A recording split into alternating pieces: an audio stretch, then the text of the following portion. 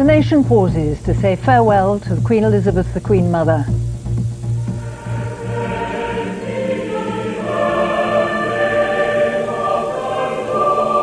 Her strength, dignity and laughter are remembered in a moving funeral service. Flanked by his parents and sons, Charles weeps for his magical grandmother. Returning to Windsor, 1 million people line the route. Also today, in the Middle East, Israelis and Palestinians clash again.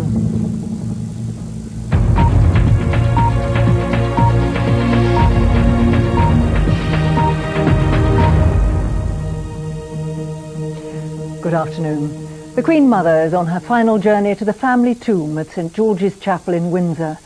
Her funeral service, which combined immense dignity and formality, took place at Westminster Abbey. In one of many moving tributes, the Archbishop of Canterbury likened her to the sun, bathing us all in her warm glow. Many heads of state joined royalty and hundreds of official mourners, while the streets outside were crowded with hundreds of thousands of people, all of whom observed a 2-minute silence as the service began. The Queen Mother will be laid to rest this afternoon beside her late husband, King George VI. Almost 1 million people lined the route of the funeral cortege from London to Windsor. Our royal correspondent Jenny Bond reports.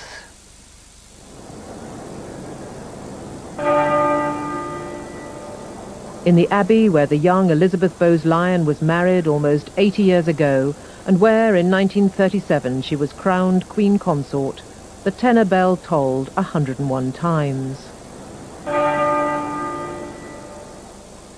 Once for every year of a long life now ended.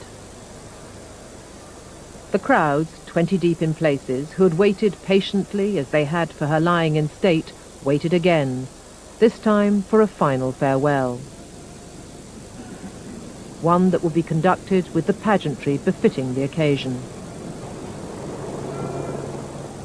Queen Elizabeth's peers, kings and queens, princes and princesses from Europe and beyond came to mourn her passing, 25 of them in all. The Prime Minister, who summed up the Queen Mother last week as a woman who had loved her country and had been loved in return, was among the parliamentarians present and past who were gathered to pay final tribute. Australia's Prime Minister, John Howard, one of many representatives from the Commonwealth. From the world of racing, the former commentator, Sir Peter O'Sullivan.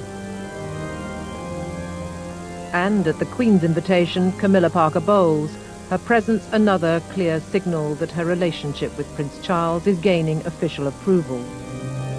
Also invited, the Duchess of York, a rare appearance in royal circles. She did not, though, form part of the procession of the Queen Mother's royal relatives. Shortly after 11 o'clock, the Queen set out from Buckingham Palace.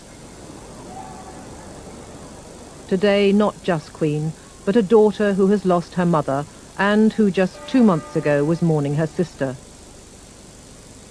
Her composure, though, reflected her wish, expressed yesterday, that this service should not be simply about sadness, but about thanksgiving for her mother's life and times.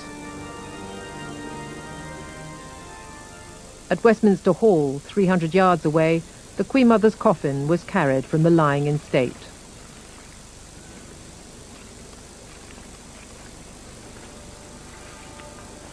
Forming up to escort her once again, her son-in-law and the grandchildren and great-grandchildren she loved. William and Harry, their memories of her now on record. She was, they said, someone who inspired them.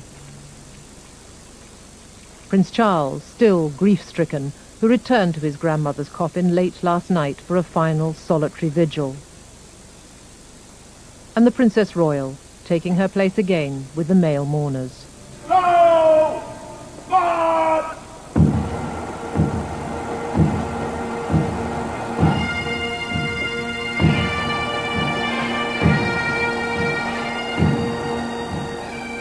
The massed pipes and drums of 13 regiments, a stirring echo of her Scottish roots, led the way.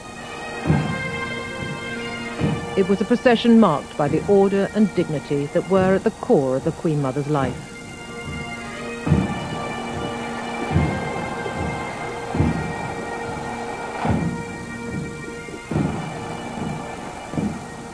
For the past 4 days, her coffin has been the focus of the gaze of 200,000 people, a show of affection that has touched the royal family. Today they claimed it back, and as they arrived at the great west door of the Abbey, the Queen's entreaty for this to be not just about sadness seemed lost on them. As the coffin was borne along the centre aisle, the congregation may have reflected on the poem chosen by the royal family for the cover of the Order of Service. Its opening lines, "You can shed tears that she is gone, or you can smile because she has lived."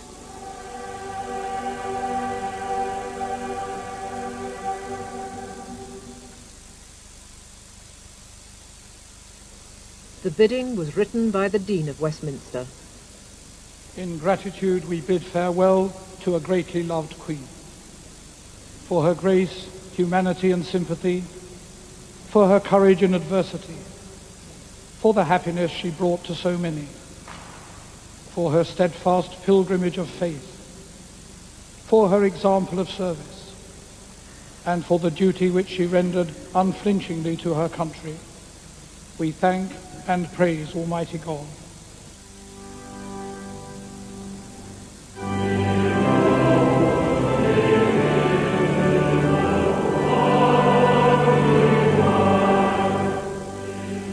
This hymn, a particular favourite that was sung at the funeral of Princess Margaret 2 months ago.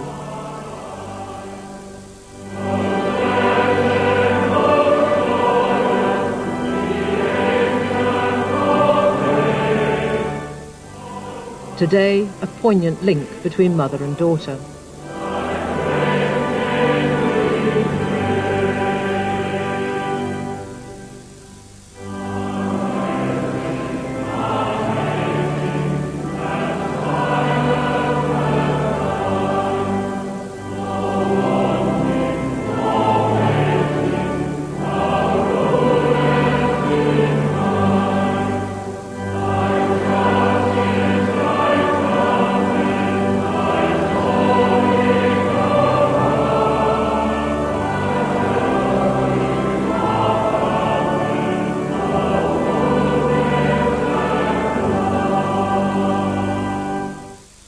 In his sermon, the Archbishop of Canterbury said the public response to the Queen Mother's death could not be explained simply by the great length of her life. It has to do with her giving of herself so readily and openly. There was about her, in George Eliot's lovely phrase, the sweet presence of a good diffused. Like the sun, she bathed us in her warm glow. Now that the sun has set and the cool of the evening has come, some of the warmth we absorbed is flowing back towards her. Her life, he said, had been characterized by strength, dignity and laughter. For the book of Proverbs has more to say about a gracious woman we can summon now as we commend to her Heavenly Father his faithful servant Elizabeth, Queen Mother, Queen Mum, deeply loved and greatly missed. It simply says this of a woman of grace. Many have done excellently, but you exceed them all. His words moved Prince Charles to the brink of tears.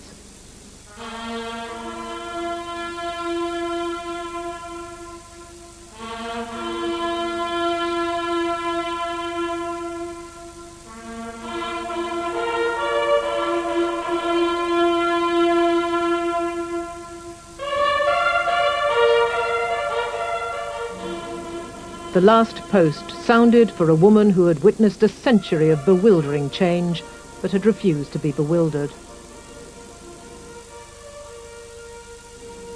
A staunch traditionalist to the end, she regarded change as anathema. She'd remained in tune with her great-grandchildren, even if she didn't always understand them.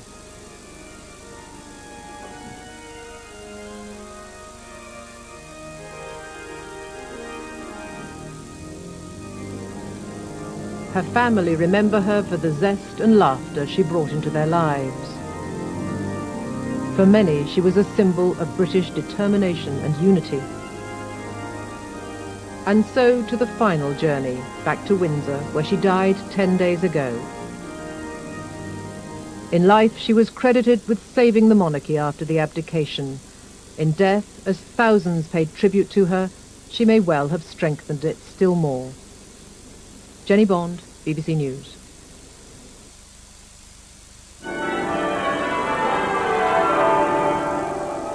Accompanied by the bells of Westminster Abbey, the Queen Mother's final journey out of the nation's life began. Gracefully, movingly, finally, her coffin was conveyed past the silent, dignified public. At the Mall, that silence momentarily broken by the engines of a special flypast. 2 Spitfires and a Lancaster bomber, the Queen Mother's wartime role affectionately remembered. And all the while, the people, in their thousands. The cortege, followed by the Queen and other members of the royal family.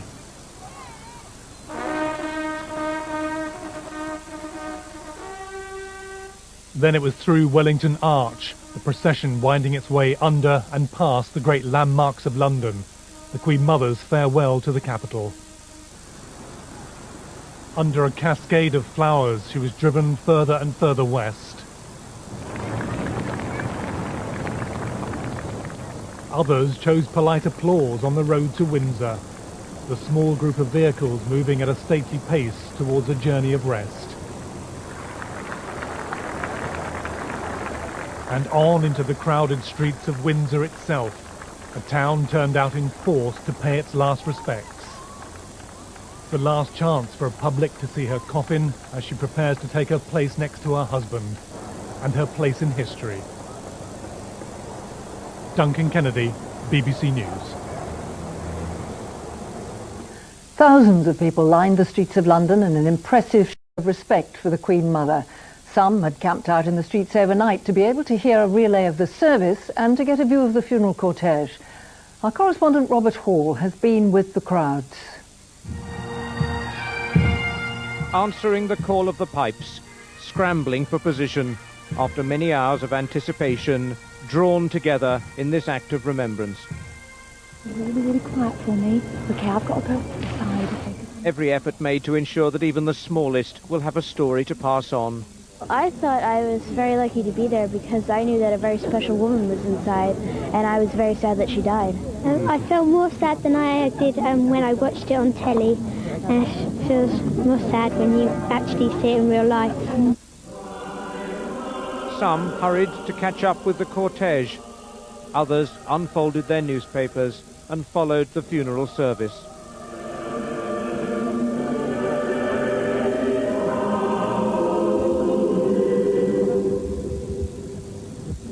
The chatter of the crowds was hushed. Suddenly they were there, inside the Abbey, as the choir's anthem echoed around Parliament Square.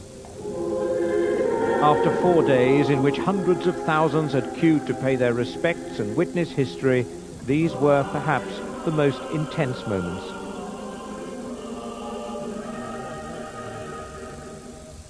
It was deep emotion all the way through, all the way through. There were times when I can hardly hold back the tears. My tummy turned, sort of thing.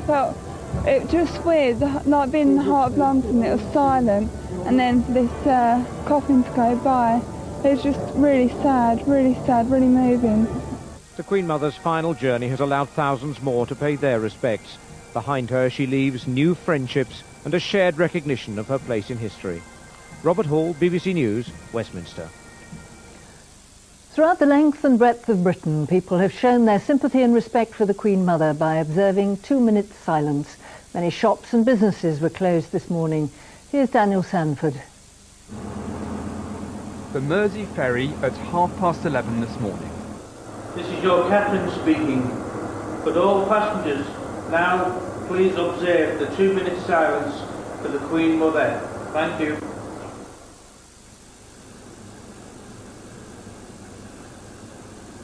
Two-minute silence for a life of over 100 years. The United Kingdom paused today to remember a queen who'd played a role in so many lives.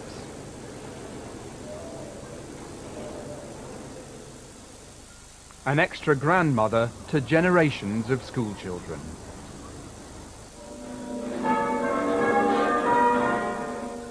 And in the village where she grew up, bells to celebrate a long life. Daniel Sandford, BBC News. And now a look at today's other news. Reports from the Middle East say there's been more fierce fighting in the West Bank. Israeli forces have made a partial withdrawal from the Palestinian territories. Overnight they left Tulkarm and Kalkilia, but they've also occupied one new town, Dora, near Hebron. The most intense clashes are in Jenin, where dozens of Palestinian gunmen are holed up in a refugee camp. The Israeli army is suffering heavy casualties as it rushes to finish the offensive. With an American stopwatch ticking on this operation, troops are trying to hunt down the suicide bombers in days rather than weeks. These grainy pictures from the West Bank town of Kalkilia show the Israelis packing up, but they're determined to finish the job before they leave. There are mass arrests of Palestinian men and boys. Another suspect is taken away for interrogation.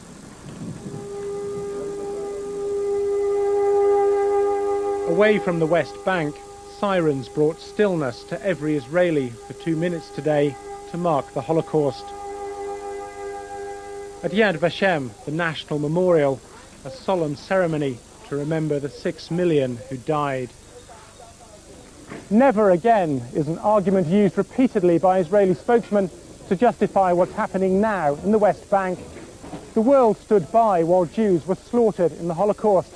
Today, the Israelis say they'll do whatever it takes to ensure the security of a Jewish state.